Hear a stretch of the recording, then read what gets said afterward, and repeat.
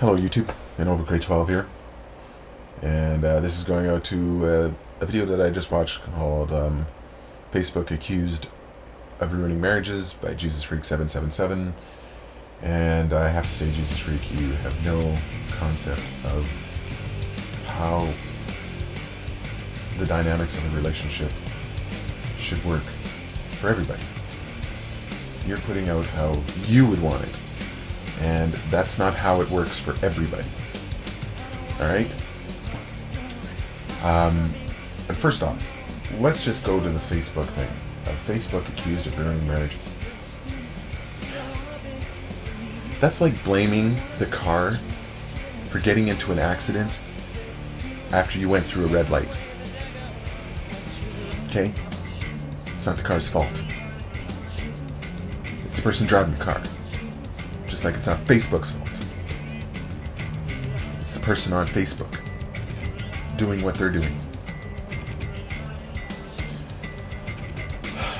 Then you go on to proceed and say that what they should do with Facebook is once you get into a marriage, is you should cancel your Facebook page and she should cancel her Facebook page, and you should combine them and make one Facebook page, because now your friends and her friends and your friends and everybody's friends are together, and that's how it should be. Wrong. Okay? That doesn't work for everybody. That might work for you. But myself, I like my individuality. And I like my spouse to have her individuality. I like her to be able to have the choice of what she wants to do. Because I don't run her life. I don't control her life. She is her own entity. She gets to do what she wants, when she wants, however she wants. Excuse me. The same goes for me. I get to do what I want, when I want, how I want. Now, if she chooses to go off and be with some other guy, then that's her choice. I'd be envious, but I wouldn't be jealous. I don't like jealousy. I hate jealousy. I think it is the most despicable feeling, because what jealousy to me represents, and that's just to me, this is not everybody's idea, but to me what jealousy represents is possession. A controlled possession. Something that you have to have. I don't go for that. As I've been saying in some of my other videos, dude, my body, I get to choose with it what I want to do. Nobody can dictate to me what I can do with my body. If I wanted to strip down naked and run down the street singing Yankee Doodle Dandy, I don't know why that song came up in my head, but it did. It makes no sense. Then I would. I could. I'd have to deal with the consequences, but it's still my choice. If I want to fornicate with many different women, that's my choice.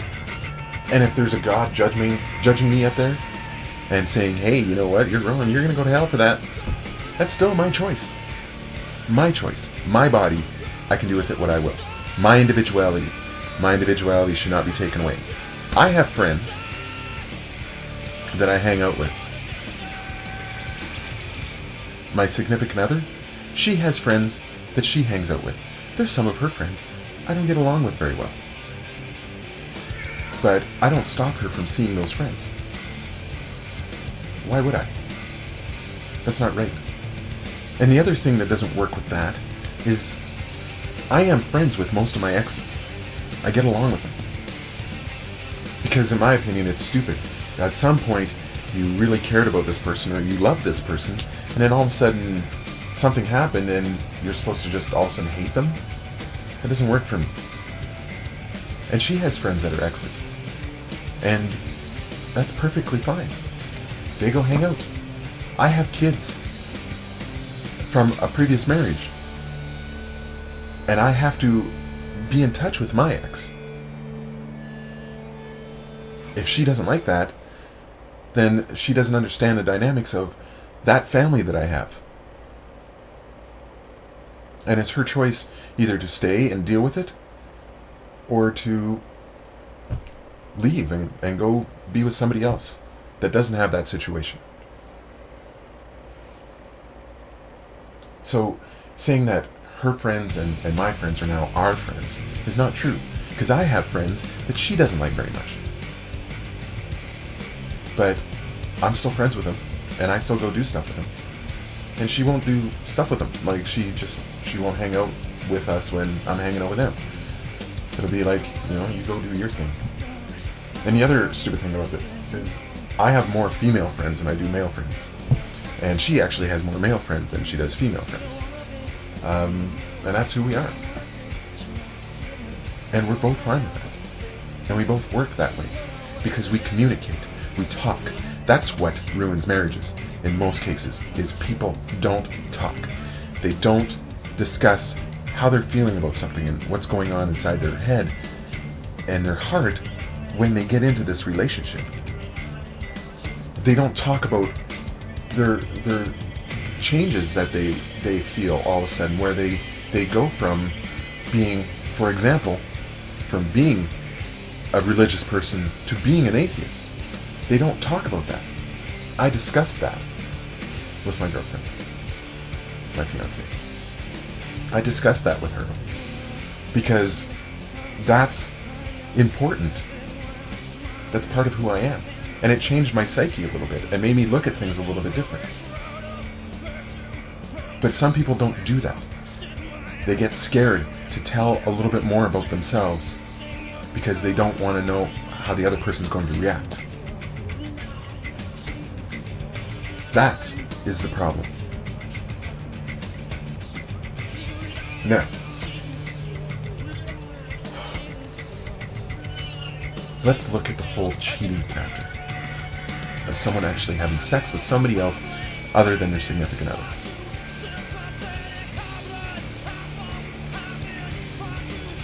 Nine times out of 10, the reason most people do that is because there's something missing. Something that is not there within that relationship. And they go looking somewhere else. Be it the sexual relationship itself within the relationship is not what they're looking for. Like, for example, maybe the girl likes it really rough and the guy likes it nice and gentle. So she might end up going out looking for a guy that can be rough and tumble in bed. Or it could be psychological. It could be that somebody went from being religious with a religious partner and they ended up becoming atheist. And this person that's left behind still religious can't deal with that. So they start seeking somebody that is religious and has the same views and values apparently as, because they feel that atheism doesn't have the same views and values. Or because they don't want their children growing up in an atheistic world, like within that little dynamic. Or the atheist doesn't want religion pushed and their children indoctrinated at a young age. So they might go off and seek somebody else that feels the same way. I mean, these are just little random things. And sometimes people just cheat because, damn, she has bigger titties than my girlfriend. Or he has a bigger dick than my boyfriend. Or he listens and he doesn't. Or she listens and he doesn't. Or she doesn't. Whatever. You know what I mean? There's different dynamics with it. And to sit there and say that Facebook and this flirting and everything else leads to cheating, no. That's not what leads to cheating. This leads to cheating. And cheating at whatever level you have. There are people out there that have open relationships that have no problem with their spouse having sex with somebody else. But within your dichotomy, within your thinking and your theistic ways, to you, your dogma tells you that that is wrong. because it's supposed to be one man and one woman. Well, that's your choice. To follow the Bible, that's your choice. It is my choice not to. And I don't care who people sleep with. I don't give two squats. If my girlfriend came to me tomorrow and said, you know what? I'm gay. I'm a lesbian. I like eating a taco. Then I'd be like, alright. Okay. I can't compete with that. I don't have a taco. I can't compete. You get it, Jesus Freak? There's different reasons for everything. But blaming a medium for your actions, again, the car analogy that I mentioned, or even another one, killing in the name of God, you're taking the Bible and saying, you know what? The Bible made me kill people. No. You made you kill people. Because you read something in the Bible that told you to kill people. So, sitting there and blaming Facebook, that's retarded. And your ideas about how a relationship should work, that is also retarded. What it needs to come down to is communication. The two people need to talk.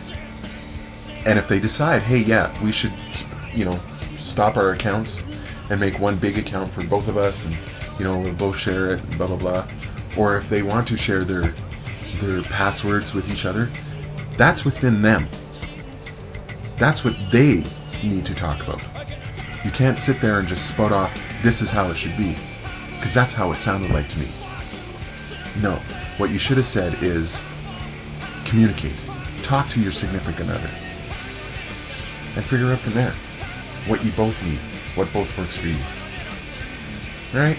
Just a little word of advice. Maybe communication should be a little bit bigger priority than Facebook. I think that's also lacking in this society. It's communication. Anyways, I'm done with my rant. Had a good time though. As I always say, Jesus Freak, ignorance is blissful, but knowledge is absolute 100% freedom.